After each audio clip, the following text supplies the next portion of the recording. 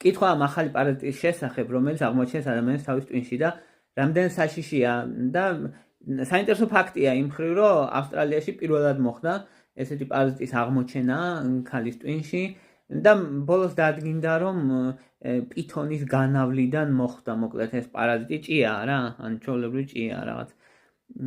რომელიც ადამიანში აქამდე არ იყო აღწერილი ეგეთი შემთხვევა. ძალიან ერთეული შემთხვევაა, იქონიებს თუ არა რამე გავლენას ჩვენზე არ იქონიებს და რამე ახალი პანდემია მის სახით არ გვემუქრება, რა თქმა უნდა, ძალიან სპეციფიკური პირობები ჭირდება, რომ ახლა ეს პარაზიტი მოხდეს ადამიანის ორგანიზმში, ჩვენთან პითონებიც არ ცხოვრობენ. შესაბამისად, ხო, რა სიმპტომები ქონდა? რაღაც დეპრესია, გულმავიწყობა და მუცლის ტკივილი, ეგეთი სიმპტომები ქონდა იმ ქალს. ანუ უფრო ზოგადი სიმპტომები, რამის კონკრეტული არა. ჩვენზე დიდი გავლენა არ ექნება მოკლედ და არც მსოფლიოში რამე ახალ დაავადებას არ აქვს ადგილი.